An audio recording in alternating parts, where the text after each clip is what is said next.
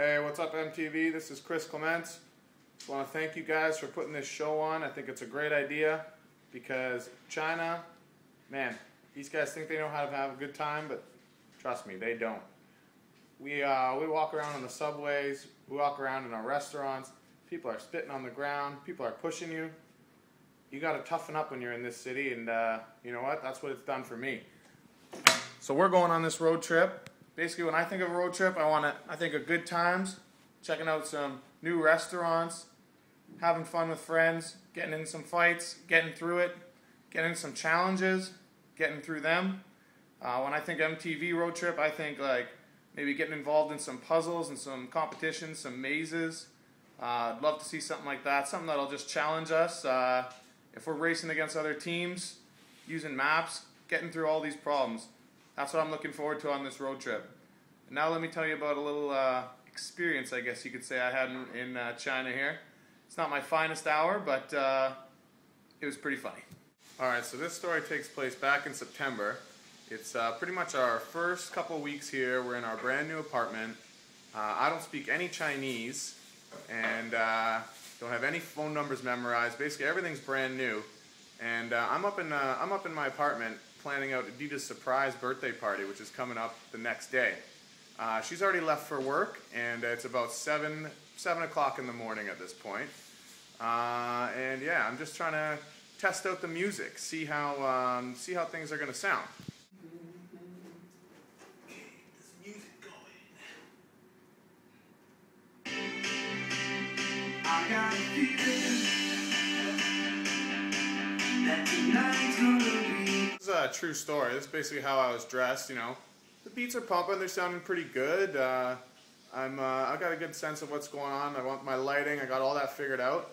But then it dawns on me, I'm like, wait a second. We might have to worry about the noise complaints here. You know, this is China, it could be pretty strict. I wonder how this sounds out in the hallway, like if the neighbors came home at like 11 or 12 and like we got music going strong.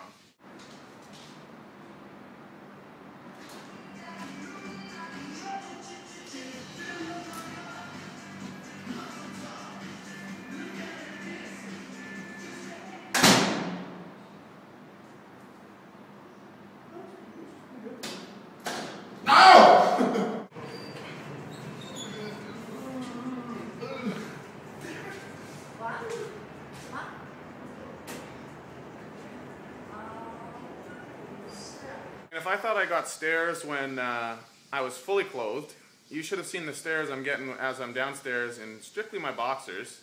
You know, a small crowd starts to gather. I'm speaking completely English, asking anyone if they can help me. You know, the hand gestures, locked out, no keys, no money. Some people run away, they're scared. Some people don't know what to do. Some people are pointing and laughing at me. Fortunately, an little old lady seems to understand what I'm trying to say, and she says, oh, well, I'll go call for help. I said, okay, all right, thank you, thank you. They sit me down on a little bench, and some other lady comes downstairs, and she brings me slippers, so at least I have slippers on now. Sooner or later, the police show up, start taking a report, I guess. A crowd of about 15-20 people have gathered now around me, in my boxers. Next thing you know, the fire department shows up with their axes and their picks, like they're ready to break down the door.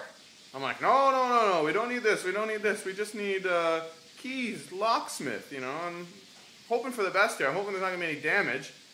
So they take off, kind of pissed off. And basically the amusement for probably my apartment complex for the next month was provided that fateful morning. The good news is I got into my apartment after being completely overcharged by a locksmith and made it to work on time somehow. And the party was a huge success. Well, that's it for me. Hope you guys like my story. Pumped about this road trip. Pumped about this concert.